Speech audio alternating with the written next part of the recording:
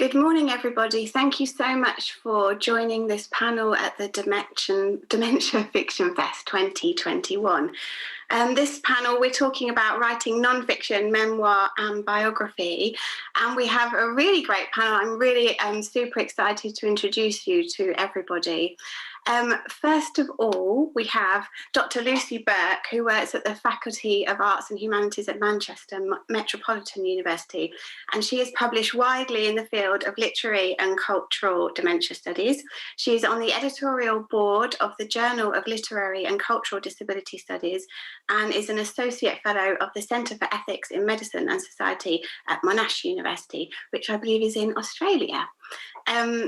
Next up, we have, Sue Leonard, who you will see on your screen, is a journalist and ghostwriter, and she co-wrote If Memory Serves Me Wrong with the former actor and river dance manager Ronan Smith.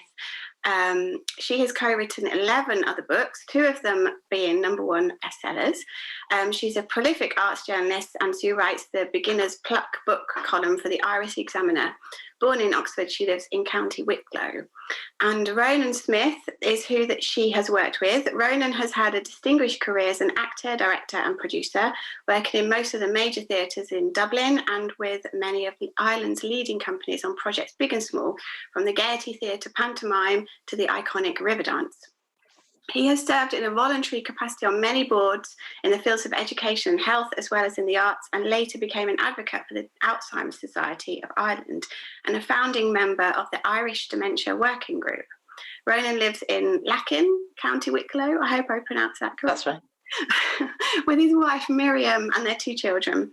And then finally, we have Ian Mulleney. He is a writer living in Dublin. His first book, a collection of essays entitled Minor Moments, was published by Tramp Press in 2019. And he is the editor at Fallow Media. So welcome to everybody, and welcome to the panel, and welcome to everybody who's watching. We would really, really love you to be a part of this conversation. So we're really hoping that you have lots of questions for the panel. You can tweet along with us. The Twitter handle is @FictionDementia, and you can use the hashtag DementiaFictionFest21. But yes, please feel free to join in. I'm sure that the panel will have lots of really interesting things to talk about, and we would welcome any questions. I should perhaps also introduce myself quickly. So as you might be wondering who I am or what I'm doing here. So I am a novelist and also a ghostwriter. I co-wrote with Wendy Mitchell her best-selling memoir, Somebody I Used to Know. We've also just completed a second book together called What I Wish People Knew About Dementia, which is part memoir, part polemic. There's also, it also features lots of anecdotes from her friends who live with dementia. It's a super interesting, very wise book, even if I do say so myself. Is out in January with Bloomsbury. So anyway, that's who we all are. Kate, we would really, Lucy, we would really love you to kick us off and tell us a little bit about your work, and that would be super interesting to hear. Thanks so much, Anna, and I'm so glad to be here. It's a fantastic thing that everybody's doing. So I've been writing about about dementia for nearly 15 years now. And over this period, I'm really glad to have seen more and more memoirs and autobiographies produced, or rather co-produced, by people living with dementia. And perhaps to say a little bit there, often, texts might be ghostwritten, or they might be written alongside or with somebody else, and that might be really sort of obvious in the ways that they're produced. So these sort of autobiographical works have emerged in tandem with an increasingly vocal self-advocacy movement driven by people living with dementia, for whom the realisation of rights, recognition and social justice are key aims. It's in this context that the cultural, political and ethical significance of examples of first-person testimony about the experience of living with dementia should become really apparent. The first thing to say is that the very existence of these autobiographical works is important. Every text is a challenge to the dominant cultural perception that people living with dementia no longer have a self to express, share, or explore. These texts also question the ease with which people with dementia are often marginalised, forgotten, spoken for and about rather than properly listened to or heard. And they're written often with a sense of urgency and an acute reflection on what and who matters. In other words, they can offer us a really important insight or reflection upon our own values. Gerda Saunders makes this point in a very stark and powerful way in her prefatory comments to her memoir, Memory's Last Breath, which is an amazing book if people are interested. And this book details her diagnosis with an early onset dementia.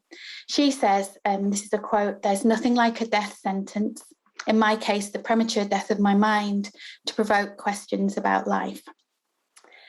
So to write is to make a really important claim for social recognition and for personhood. For instance, in an early memoir, and by early I mean sort of the beginning of our kind of understanding of what Alzheimer's was all about, the American writer Diane McGowan described the production of her account of life before and after her dementia diagnosis as the embodiment of her claim to personhood.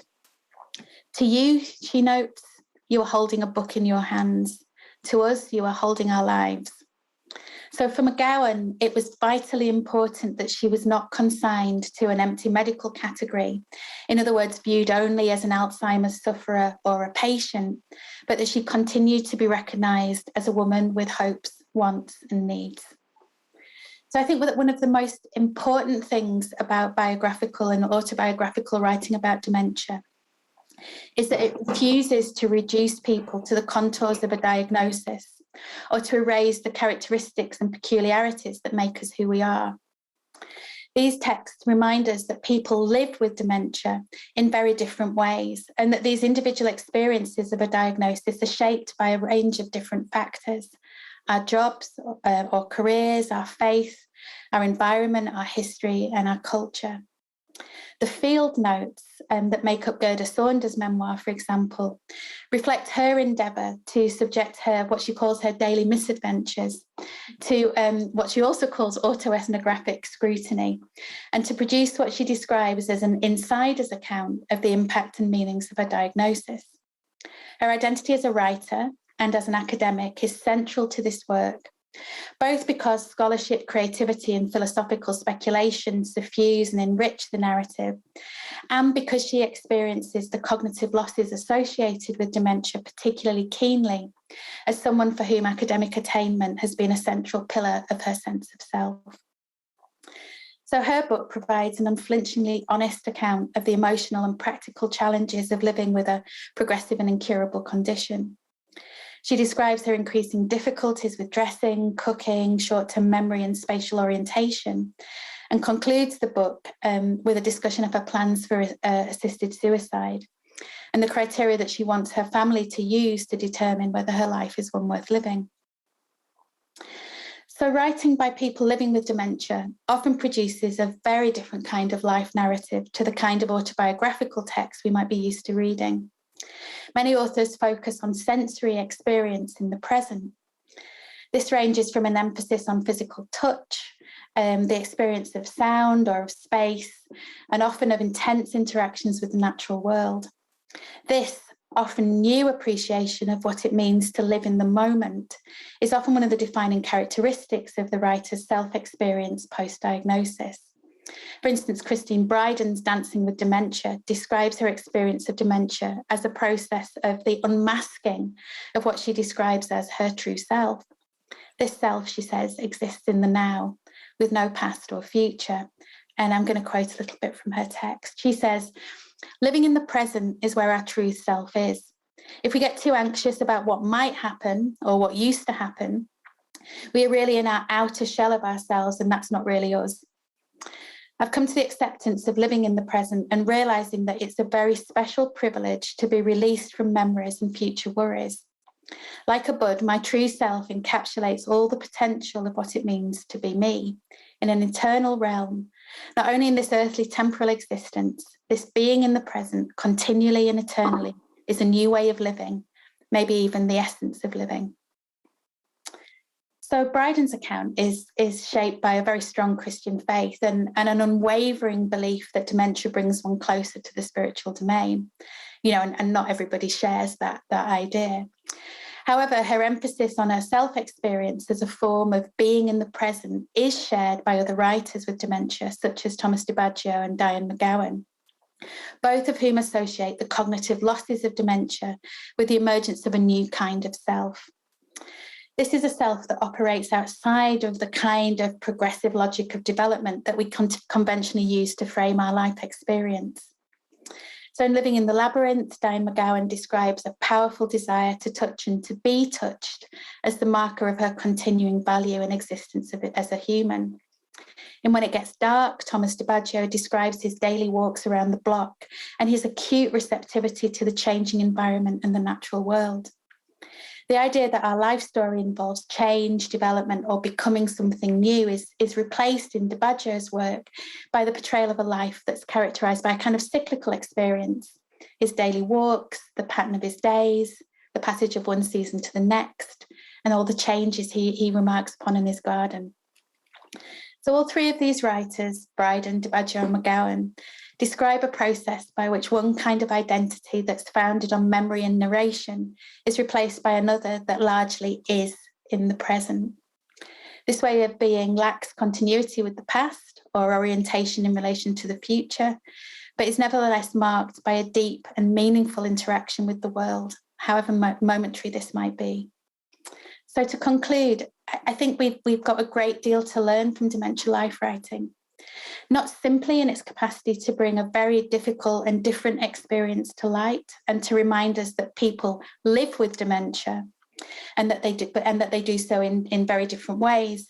But these works also open up a space outside of the kind of brutal economic logic that currently dominates the provision of health and social care to offer a very different perspective on questions of value and about who and what matters. For instance, the value of passing interactions, of shared laughter, or of momentary pleasures. These experiences that cannot be measured, counted, or costed, but which are at the very heart of being human. Thank you. That was so lovely, Lucy. Thank you so much. I don't know about everybody else, but there are so many things that I want to pick up on from that. I mean, even the thing you mentioned at the end about the kind of passing communication. I mean, in the book that I've just written with Wendy, we talk about environment and how important environment is. And even something as small as having a window that you can look out and feel a part of a community or wave to somebody. And some people in some of the academic papers we looked at reported on how they enjoyed living in a flat, or apartment because they had that communal area. So, I mean, there's so many things I'd like to talk to you about. I loved the Diane McGowan quote, to you, you are holding a book in your hands, to us, you are holding our lives. And I think that's true of any kind of memoir. We all, especially Sue and I, who've ghosted, a few books between us, we probably recognise that. But I was really interested in the fact that you've been working in this field for so long, 15 years, and I wondered what you'd noticed about the change in the memoirs that had come through in that time. Well, I think there's been a sort of proliferation of that. So when I started to write about it, there was very little critical writing at all about sort of dementia in literature, and I was really doing something I felt quite sort of alone in a field, as it were, and I became interested in it because I was writing about Toni Harrison's poem Black Daisies for the Bride, and I was really upset. I was so upset by the kind of very grim depiction of a set of older women at the end of their lives in essentially a big institution that had previously been an asylum in West Yorkshire, and I was kind of interested about all the whole sort of the ethical issues that accompany writing about people with dementia and what it means to be represented, and since then I think cultural awareness around dementia has kind of really increased. And I think there's just been a kind of huge proliferation of kinds of people writing about those experiences, which of course is massively important, because, you know, with any condition, what you want is multiple perspectives, to kind of challenge the idea that there's only one way of experiencing something, or the kind of tendency just to see people as a diagnosis, which I think is the greatest act of violence to someone, you know, in this context that you can kind of commit, because people are not just lists of symptoms, they're humans with, you know, with all of that kind of wild, messy unruliness that comes with being a human, that these books often kind of communicate, you know, in positive ways and in negative ways. So yeah. I mean, the book that I was telling you about that's coming out in January, Wendy and I also included other people in that and their anecdotes. And I think that they all found it hugely important to share. And I know other people who have blogs and other people that do talks. You know, it's a huge part of their lives now to share their stories, and to have this, like you said, to write is to make an important claim for social recognition and personhood, but also to advance the dementia narrative and to open up the conversation about. I know that some of the people that Wendy, you know, some of her friends still find that the progress is kind of painfully slow, even though they're all talking. But I also know that there's been some criticism of some of them because those who are able to articulate how they feel perhaps have a more positive outlook. I'm not sure. I mean, they're able to articulate that at least. And so then there's been this kind of other idea where there's a bit of a backlash, or it's kind of okay for you. And, you know, that's not the experience that's, you know, that most people have. And so it's a really fine balance, like you said, between, you know, what first brought you to the subject was something that was quite negative, yet on the other hand, this kind of explosion of people who are sharing their stories and trying to live as positively as possible also means that they get some criticism on that side for sharing it. I don't know if you've experienced that at all. Yeah, I mean, I think I always think that's inevitable, that there's kind of going to be. I mean, it's also it's kind of how culture works, isn't it? This kind of push and pull between things. But I think it is. I think regardless of that, I think it's really important that stories are out there. I think it's really important because it's also important that some of these experiences are recognised as ordinary parts of human. You know, the kind of ordinariness of some of this is so important to express. You know, I always think that. I think if you only have a kind of, you know, the kind of the very negative ideas that are attached to a diagnosis, it feels like an extraordinary, exceptional thing. But of course, this is an experience that lots of people share.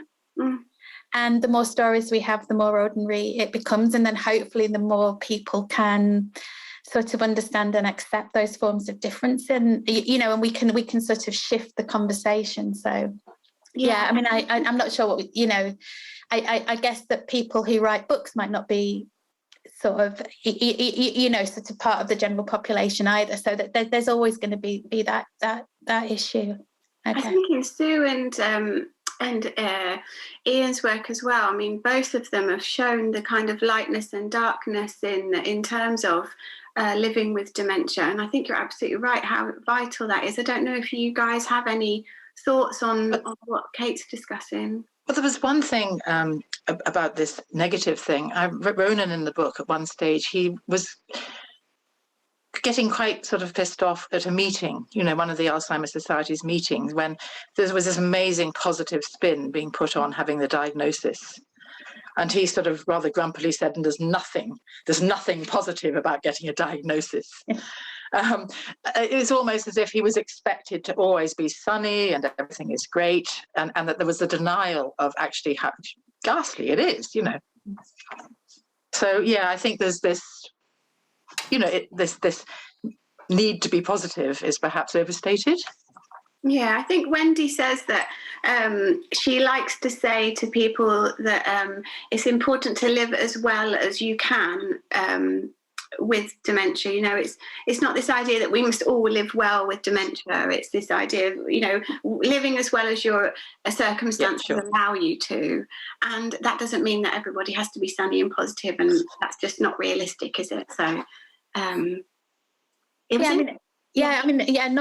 at all. I mean, I think there is a kind of desperate urge for a kind of redemptive attitude towards a lot of things, and I understand that, and I think absolutely you perhaps need that. You know, people need that as well, because you need, at least, I suppose, some hope to sort of act against the kind of the nature of a diagnosis, which is, you know, absolutely obviously very difficult, and very difficult for people. So I can kind of understand that.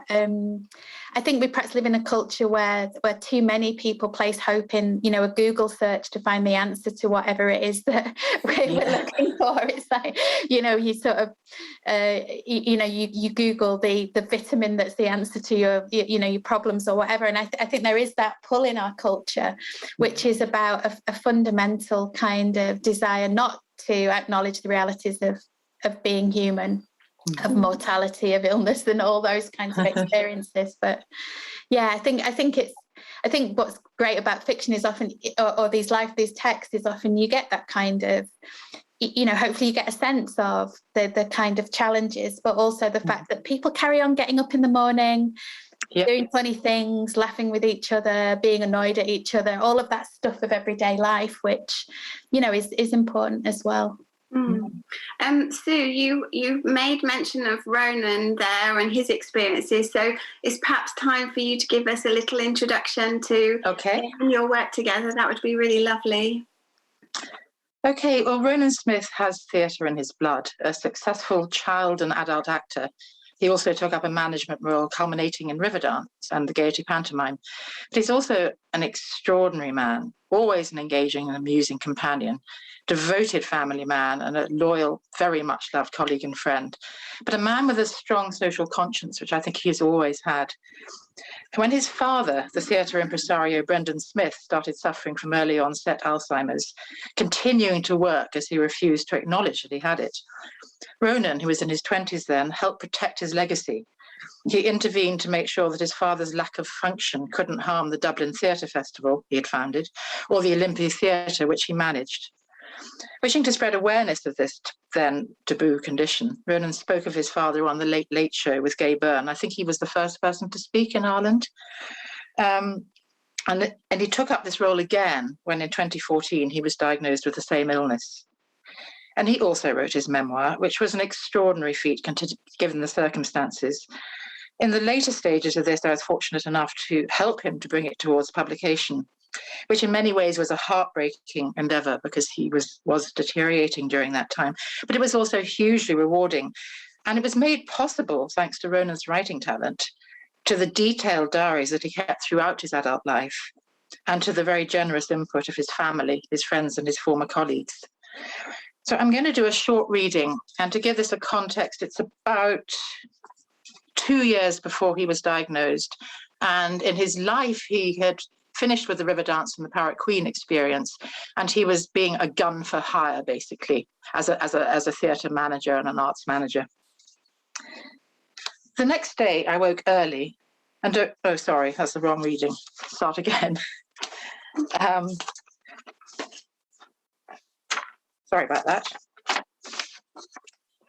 2012 rolled into 2013, and the pantomime pressure eased.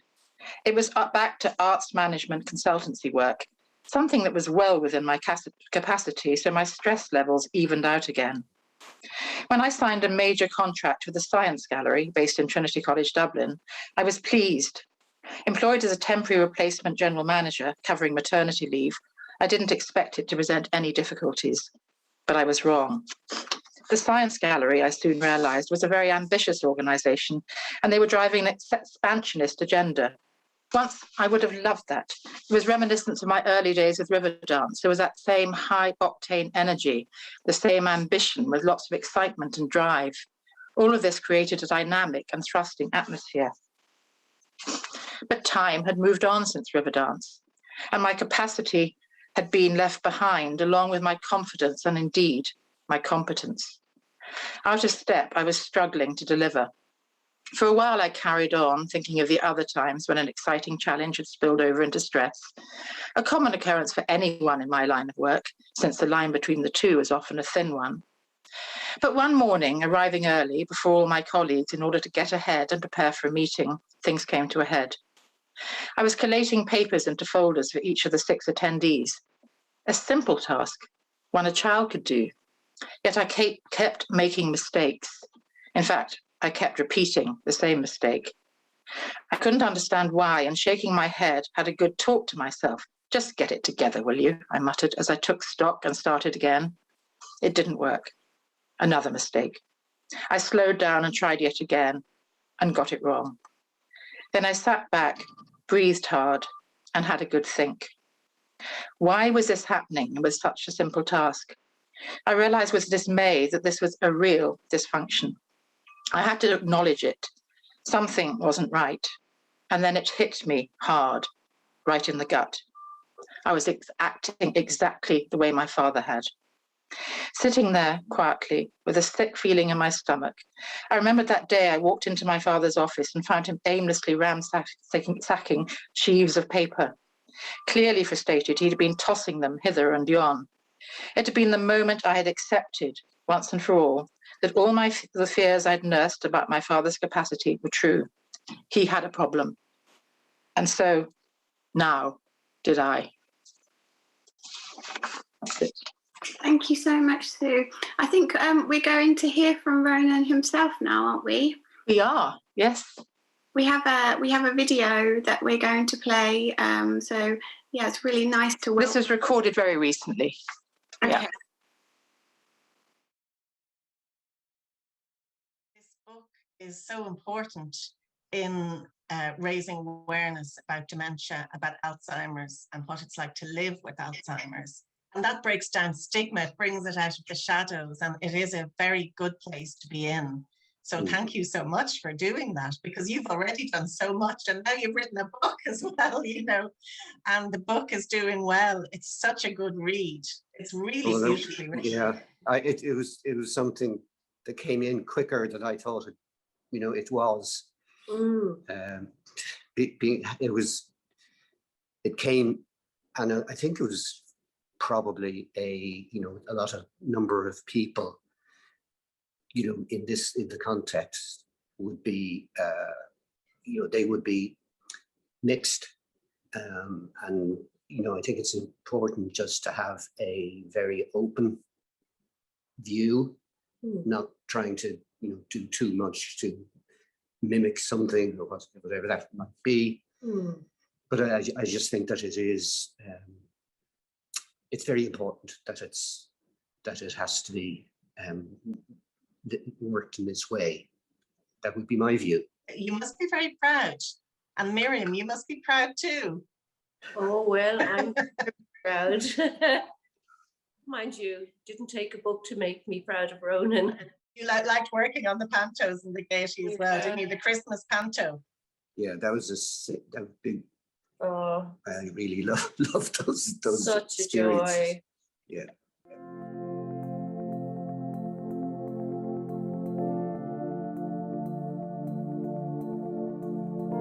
In the book, you write about your dad and his Alzheimer's, and he kept it hidden, and that created a lot of problems for you and the other family. I wonder, what would your dad think about you writing this book and being so open? Would you think it's good? I think it needs to be present in its place, and it needs to be addressed. I would see it in that way, that it is the case that this is still something that has to be in the openness of speaking with people, at issues that are needed to be addressed. The lesson that is lessening that we would all be seeing together, and see how we can be supporting each other because it's quite a mission still to get to. And what you're doing with your book is supporting other people, so it's you're living that message, supporting other people, getting the message out there. You're doing that, Ronan, you're really doing that. Yeah, so well done. I'm delighted to be in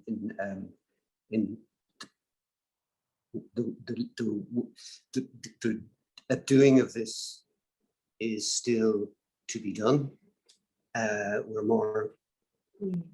There's more of that.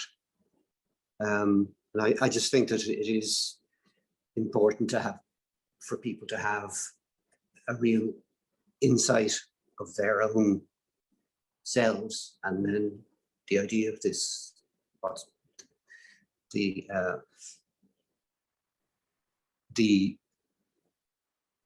longest issues can be dealt with over time.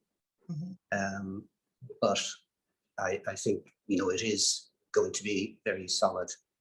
I really feel it's well. You've made something very solid there, permanent in your book. Yeah, that's it. It's a terrific legacy, isn't it?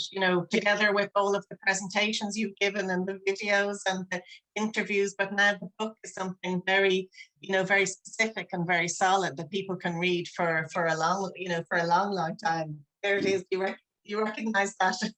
The book. It's the book. Do you want people to laugh and cry? Is that good? Is that a good response? I really require to have a laugh to be in part of what is going on. Yeah, you think laughing is important. Yeah. Is it? Yeah.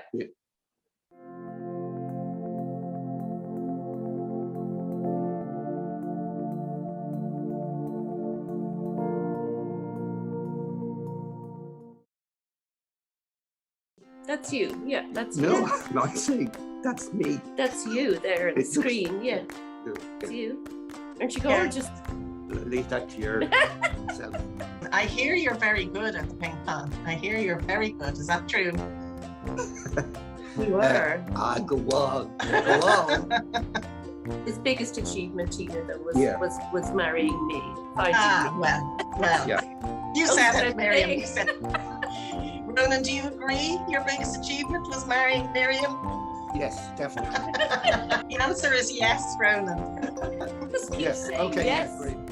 I'll do it with a cup of tea, please. I think I'll write that book because I'll make a fortune on it. Did my best, ma'am.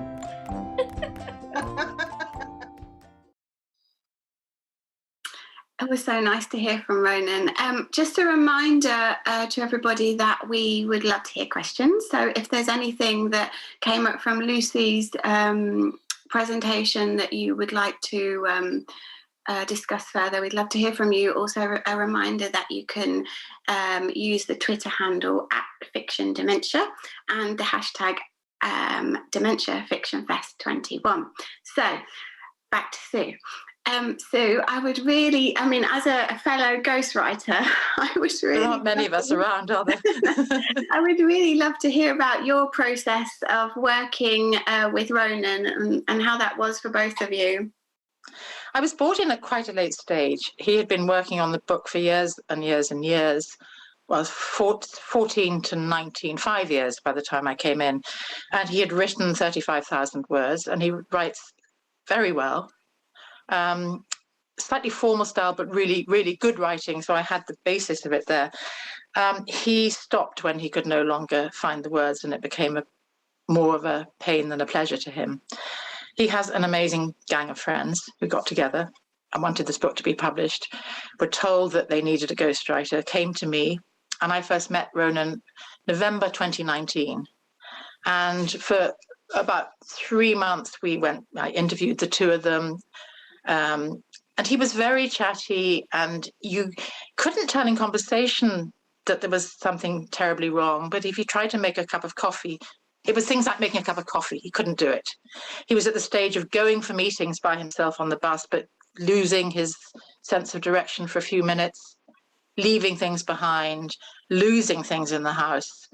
Couldn't use garden machinery because he'd cut his finger off, that sort of thing. But he appeared to be, to an outsider, pretty okay. So we got the proposal together, and at that stage I was literally reading it to him, sentence by sentence, to say, are you happy? Are you happy? Are you happy? And he was. So we sent off the proposal. Then, of course, COVID happens. My mum was dying, so I went off to England at the beginning of the first lockdown, and I stayed there till the beginning of June. And because we were in lockdown again, and we got the offer on the book. So I didn't meet him again till midsummer.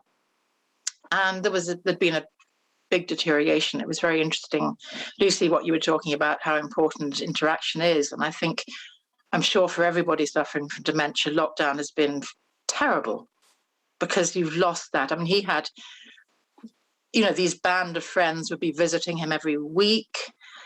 He had a lot of interaction going on, and all of that had gone. And so he was really no longer able to put any input into the book. But he had written throughout his adult life these incredibly detailed diaries. I mean, there's a whole shelf of A4 books, and he was generous enough, because no one else had ever read them, to give them to me. And so I was able to cobble a lot together from that. And I also spoke to the people he'd worked with at Riverdance and at the Gaiety Panto, and to his family. And they gave me lots of anecdotes and colour. And so we pulled it all together. And Miriam, his wife, who had this she's very emotional, she's brilliant. And we actually have 2 chapters from her point of view. Oh, okay, that's interesting. I was very worried about doing that. And I was sort of, saying, because people don't do that, if you either have 2 voices all the way through. But it was important, and it has worked, because in the middle, Ronan obviously is not going to say, I'm a great guy, people love me, I'm a wonderful dancer. So to have her vision of meeting him and of how everyone loved him and of what a personality he was, I think was really important for the book. Mm. And then we also, because he finished the book, I finished the book with him saying there's a bit of hope. He'd met someone on a plane who said there's going to be a cure. And then we move on. And I started off with a day in the life from November 2019. And we have Miriam in November 2020. And she describes what life is like now. Mm-hmm. And I actually can't read that chapter without crying, even though I wrote it with her. But I think, again, that was really important, just to see. And she's funny about it. She tells some very funny stories in that. But I think her voice was really important to the book, just to get more of a sense of who Ronan was. I read some academic papers when I was putting together with Wendy the second book, and it was talking about how when those who have dementia are no longer able to articulate their stories, how important these kind of gatekeepers of their stories are. So I think that to include his wife and for her to pick up the story, and also for you to speak to others about these anecdotes, I do think that's important, because everybody's at different stages. I mean, some people at an early stage, or like he started himself writing, and then the disease sadly took hold, so he wasn't able to complete it. But in terms of what Lucy was talking about, of how to write is to make an important claim for social recognition and personhood, I mean, that really resonated for me and my work with Wendy. But how did that resonate for you? Yes, I mean, I did mention that he's always had this very, very strong sense of social conscience. Theatre to him wasn't the glitz and the glamour, it was team theatre, which is one of the ones that goes around to schools. He was director of that for many years. Theatre to him was getting it to people. It was about the process. He was never into the glamorous. He did have film parts, but he was never into that. And he was on lots of voluntary boards. He's always wanted for the greater good, which is why, as a 20-something-year-old actor, I mean, to do all that he did for his father, and to do all of the recognition then, I think was outstanding. So it's really important to him to leave a mark and to help other people. I think that was why he did the book. That was his main reason for doing the book. It's the need to spread awareness. And he did talk a lot for the Alzheimer's Association. It was part of his he had this mantra: prepare for the probable. Mhm. Oh gosh, I'm going to forget it now. Work for the present, prepare for the probable, hope for the future. Mhm. And this was part of his preparing for the problem. It was part of that process that he had divided his life into working with the Alzheimer's Association and continuing to work on the Gaiety Panto, which was a team he loved. And it was those two things and his family that he had consciously put into place to help him through. You were very lucky that you had all that material that he'd put together before you came along. And those diaries, I mean, that's a dream to a ghostwriter. It was an absolute dream. It was the slight downside of that was that the diaries, were a place he offloaded. Okay. So there's a lot of the stress of life and the bad things, and not enough about this. That's the play I was in. The detail. It was sort of. It's true that it was very generous of him to share those with you. Amazing. And the writing in them was so fantastic. I mean, I took great passages out of them. The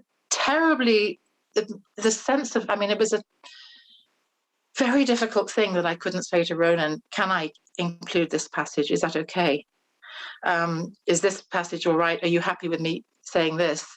So I think a lot fell to Miriam, actually, to be his voice on that and to answer for him, because that was difficult, intensely personal stuff. Well, yeah, of course. And then that brings us really to, I wanted Lucy to just talk to us a little bit about, before we get to Ian, which I'm really excited to talk to him, but also it brings us into this idea of speaking for somebody and telling somebody else's story. And I mean, as a ghostwriter like you, that's what we do all the time, but we're usually doing it, we're stepping into their heads or their voices to write for them. But in these cases, if somebody has a progressive illness, or like in Ian's case where his grandfather had passed away, I mean, there is that issue, isn't there, Lucy, in terms of writing for somebody else? I'm sure you both, I mean, you've taken on these roles, but it's a massive kind of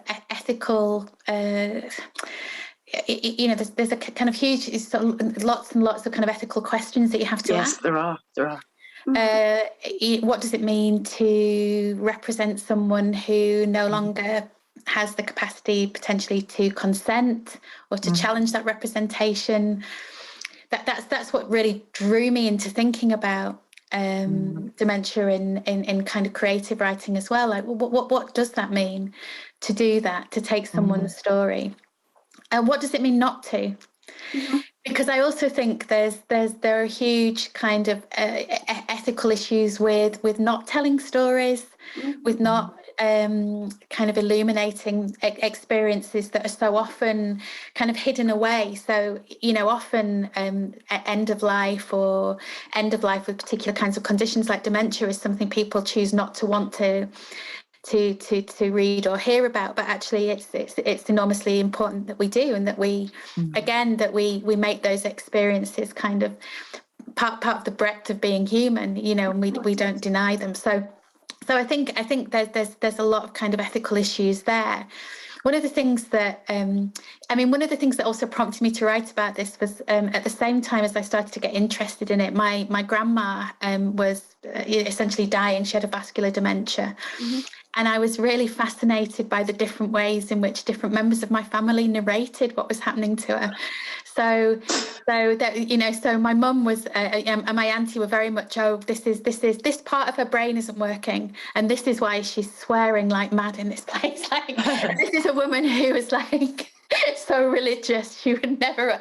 And I was like, I was all kind of, this is just the kind of emergence of all this repressed stuff. And I was telling a story about it because that's where I came from. So I think also part of this question about kind of ethics and writing is, how do we know the things we know about these conditions, and what kinds of ways of understanding do we bring to those representations? So I think, I think there are huge kind of ethical issues that people have to be sensitive to. It's not just straightforward telling the story of someone who may still be, living as well while that story is being told.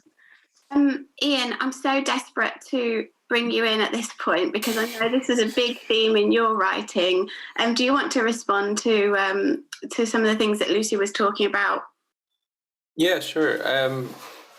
I think, yeah, it's such a difficult thing to do, I think. I mean, my background is journalism, so I'm kind of used to writing about people and feeling like you have to kind of step into someone's life and take a story out.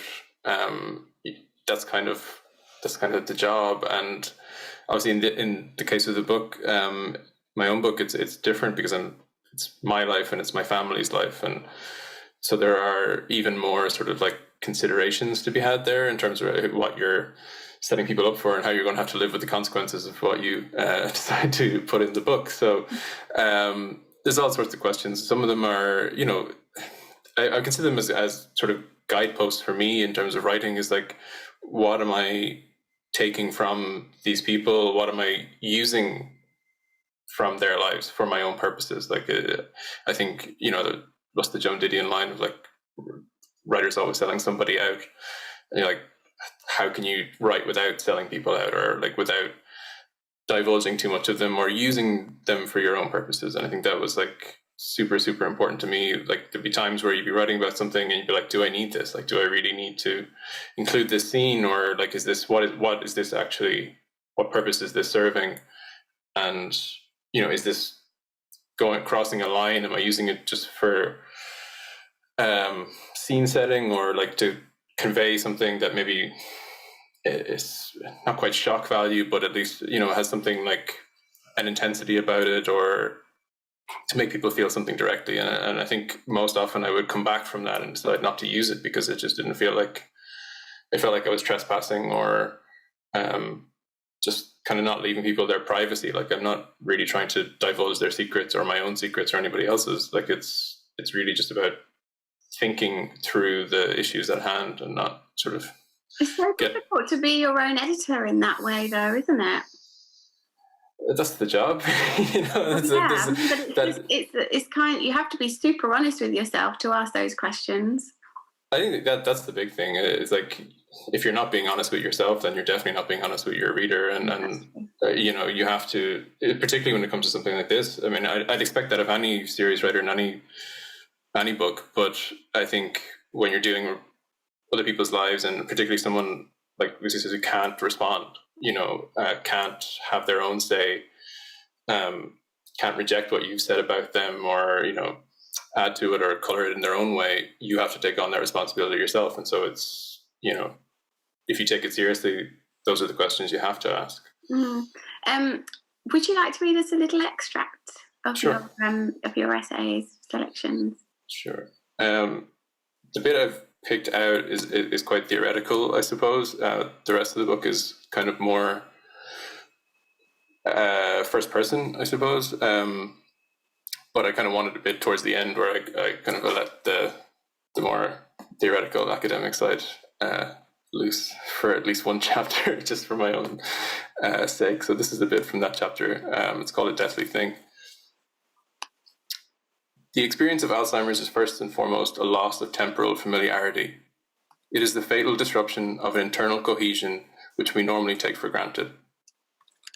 Our sense of ourselves as a person in the world is accumulative and narrativized, based on our ability to join the dots between different experiences we have undergone, different people we have known. Our personal history is our account of these actions in time. When we lose our memory, we lose our sense of time. We are forced to live without that most constitutive element of our existence, our sense of our duration, our succession. Without time, there can be no plot. As Denise Riley writes, a life of no time can't be recounted. Your very condition militates against narrative. The effect of this is something like a loss of significance.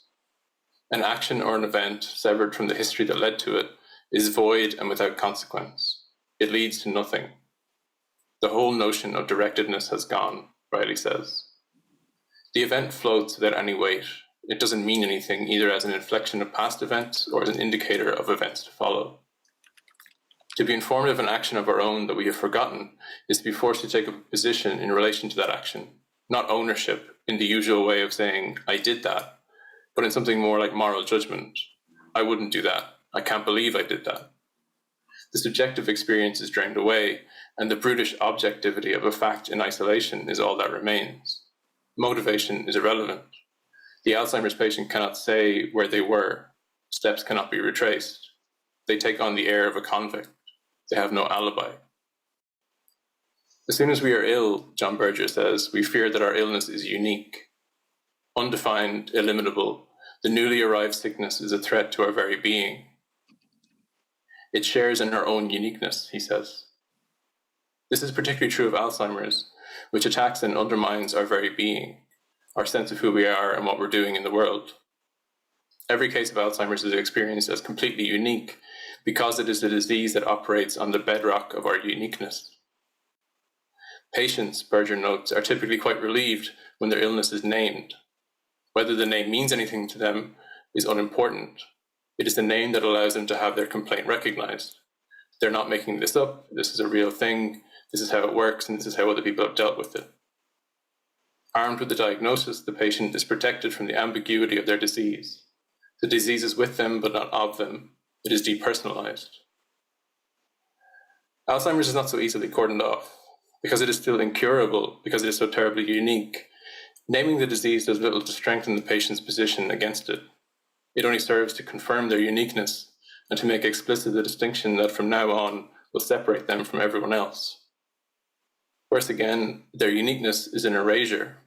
Alzheimer's is not an acquisition like a typical illness.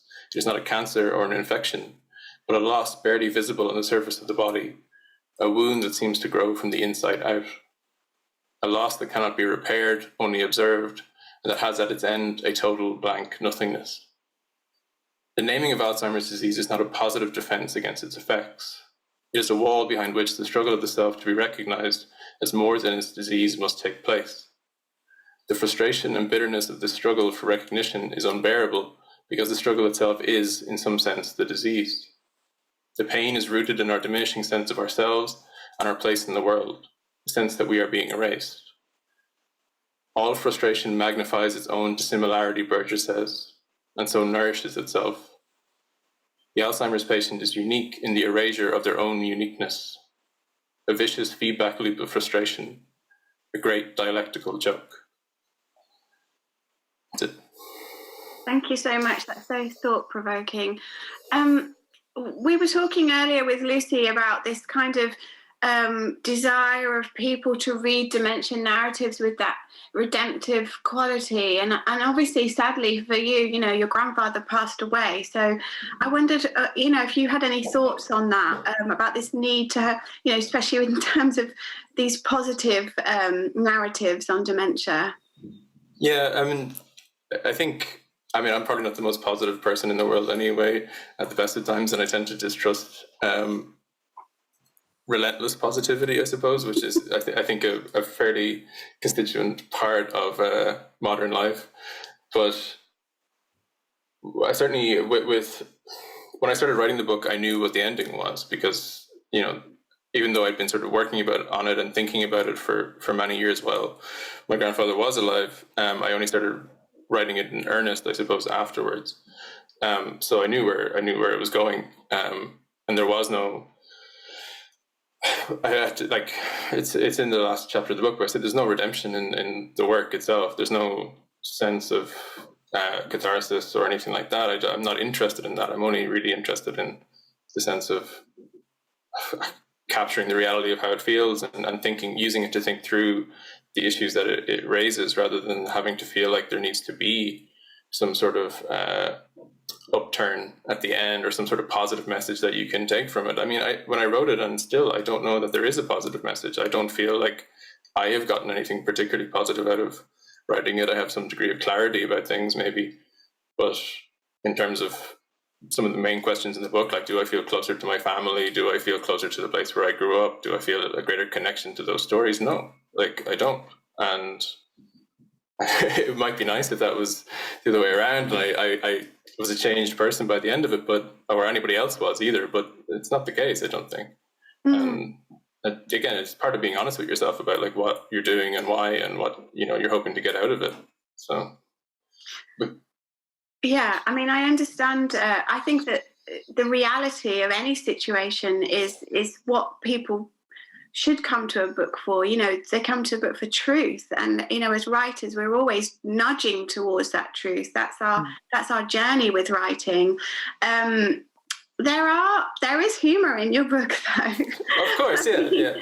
There's one particular scene about the last Christmas with your grandfather, when he holds your mum's hand and she tells him he doesn't know who she is, and she reminds him, and then she says that she's married to your father, and he says, God help you. And everybody kind of fell about laughing, and you know, and it's a really funny scene, and one that a lot of people can empathize with, but it's also tinged with that sadness, because you say about how that was kind of one of the last fleeting moments of seeing him. And I think it's a really common experience I had with my father as well, who had vascular dementia before he died, that these people that we love, you know, in those later stages, they do float to the surface and then float back down again. And it's kind of encouraging and heartbreaking in equal measure, really.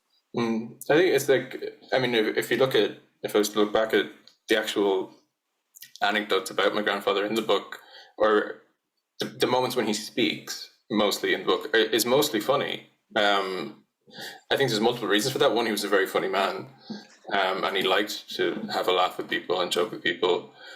But also, humor is kind of this way that you can bluff your way through. Like we all do it. You know, if you're in a slightly awkward situation or whatever, you kind of, maybe you make a little joke, or certainly in my family, that's the way we kind of get through these things. And even if it's a way of it not having to kind of like engage at the specifics of a conversation. That's something that I noticed in his situation. He'd make a joke or kind of have a one-liner or something like that to kind of get him out of having to like be specific in an answer. And I think that was obviously happening in that situation too, even though it was both so evocative of him as a person and the type of humor that he had, but then also it was a way of getting through the awkwardness of not recognizing his daughter-in-law who he'd lived next door to for 30 years. You know what I mean? So it's both of those at once. And I think that's like, to me, that's the main purpose of the book, or the way it's structured and everything, is like to present these two sides as not distinct, but like as absolutely on top of each other and intertwined all the time. That is the experience of watching someone in that situation. Yeah, that makes such sense actually for Ronan, because it's still, everybody remarks on his one-liners.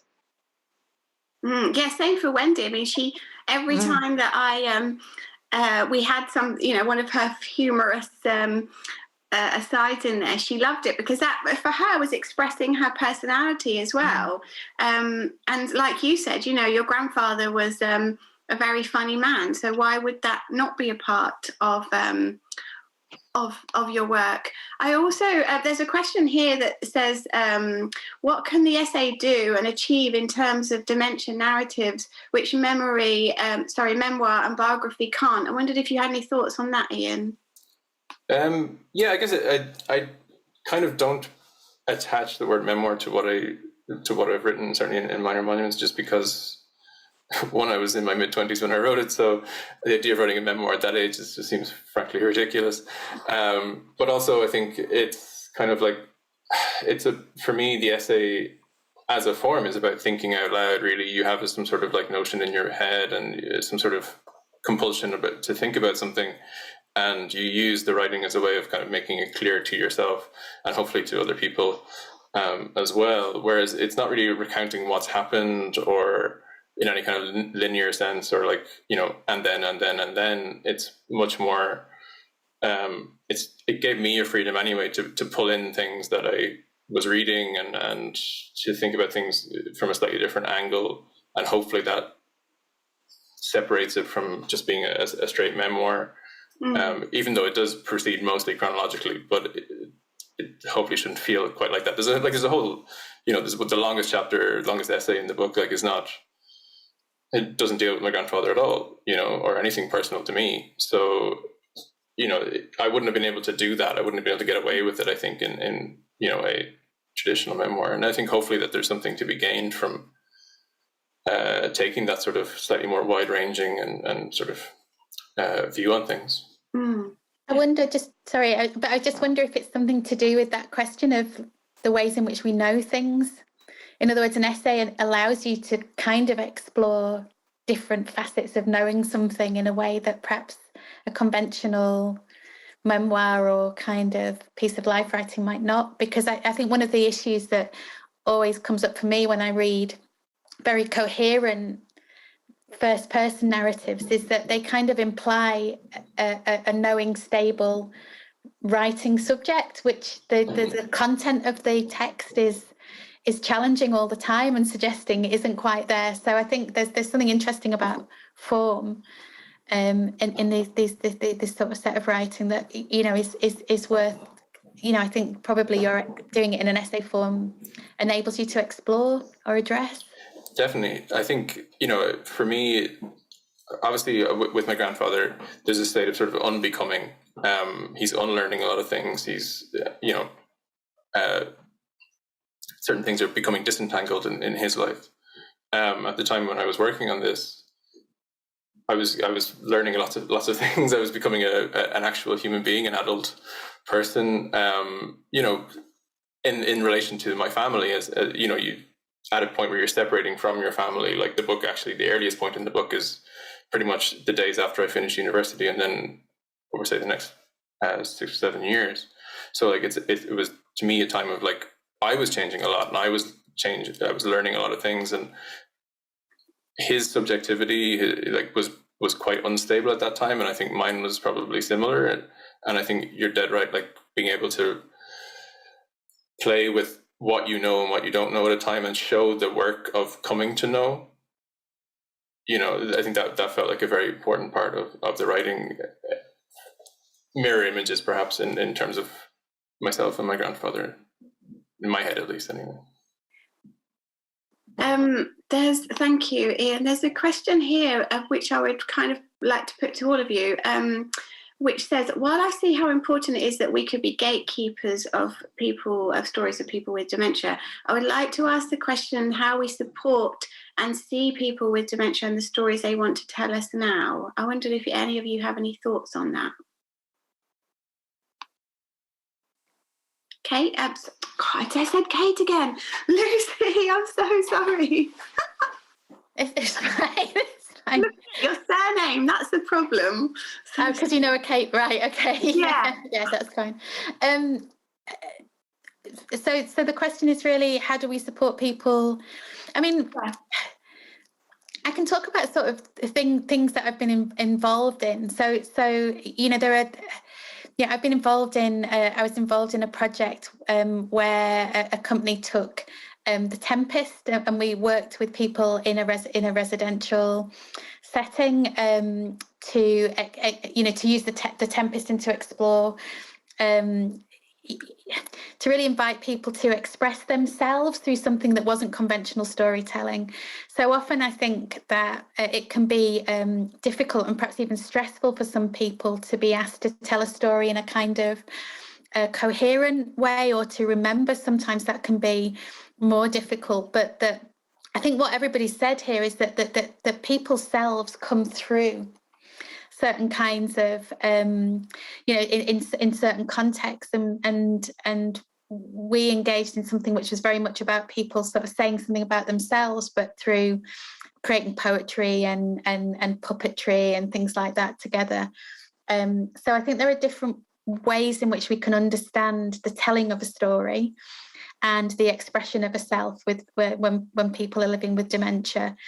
And I always remember one woman who just we were looking at a bit from The Tempest, which was featured Stefano and Trincolo, and was very so sort of two sort of kind of kind of lower class figures in the play, and that one of the people was just amazing, because all she did was just swear outrageously and say really outrageous things, and it was obviously she's obviously a really subversive person, and I completely loved her for it because she wasn't having any of it, and it was really clear. So I think you can support people to say something of themselves without it necessarily having to be a kind of conventional storytelling process. Yeah, that's true. Right, I think that we may have gone slightly over, which is my fault. But thank you all so much. I honestly could talk to you for the next 2 hours about this subject, but I think all of your contributions have been really, really valuable. Thank you very much. And thank you for the questions, and thank you for watching, everybody. There is another panel coming up at 1:15, which sounds fascinating, actually. I wonder if I've got time to grab my lunch and then watch this one. Dementia narratives in children's and YA literature. Yeah, I'm sure you've all got time to get some lunch and watch that, and continue to use the hashtags and the Twitter handle to continue the conversation throughout this afternoon and this evening, where I will be on a panel this evening. So I hope to see some people there. Thank you, everybody, so much for your time and your contributions. Thank you. Okay. Yes.